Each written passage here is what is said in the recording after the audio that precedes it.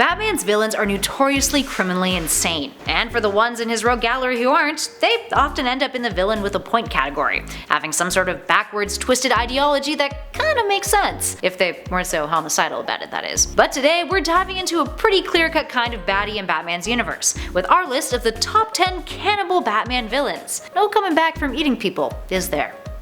Let's jump in.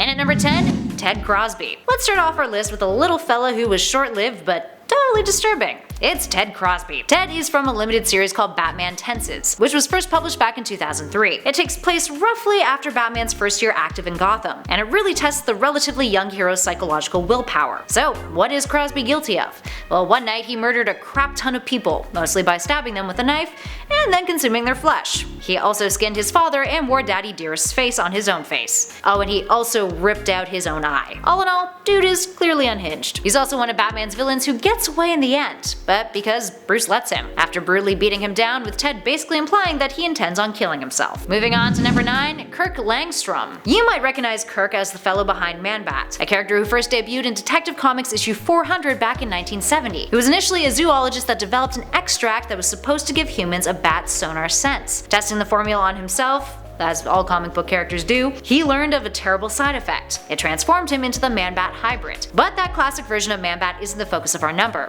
Rather, it's his Justice League Gods and Monsters counterpart. In this world, KIRK is a pseudo-vampire, who was attempting to use the saliva of vampire bats to aid lymphoma research. Suffering from the disease himself, he was his own test subject, and while it cured him, it also turned him into a vampire-esque creature, who has a craving for blood, both animal and human, because vampires are technically cannibals. Speaking of vampires, let's move on to a very notable one for our next number.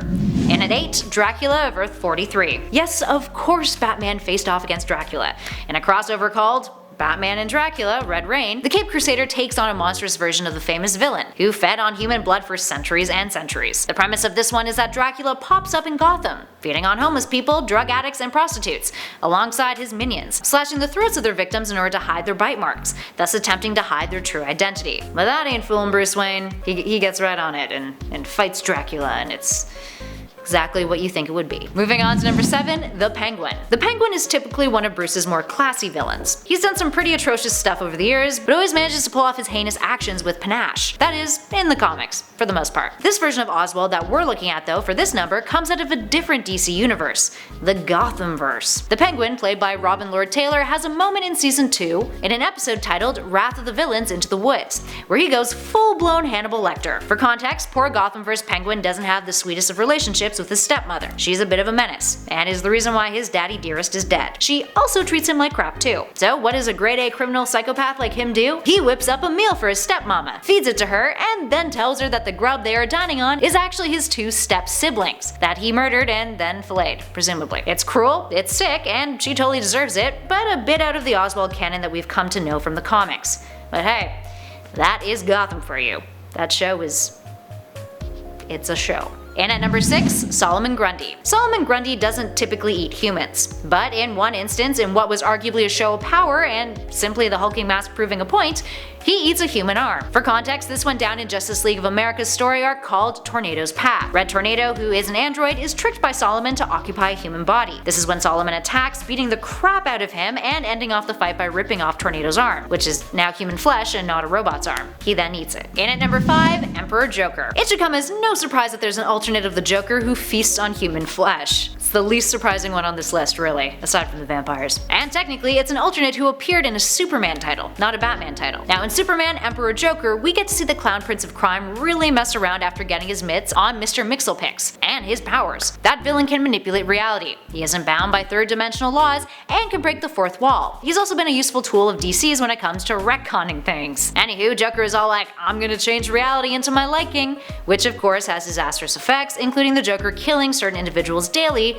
then resurrecting them just so he can murder them again. But there's one moment in particular that's not for the lighthearted, or the politically correct. Joker, at one point, decides to kill the entire population of China. Also, he can make a classless joke about eating Chinese food, with the food being, well, of course, all the dead people in China. Talk about commitment to the joke? Ugh. In at number 4, King Shark. When King Shark decides to take a chomp out of humans or consume a character whole, these days it's often used as comedic relief. Even in the New 52 run of Suicide Squad, King Shark decided to mow down on one of his teammates, Yo-Yo, which later proved to have a disturbing conclusion when Yo-Yo re-emerged, still alive. But it was funny as f. And that's because, well, King Shark is a shark. Can you blame him? King Shark initially started off as an antagonist of Superboy's, but has crossed paths with Batman, including in the latest DC Rebirth continuity. Anywho, in his first appearance, the character hit the scene by being connected to a string of disappearances of swimmers in Hawaii. You can take a guess as to where they ended up. His stomach.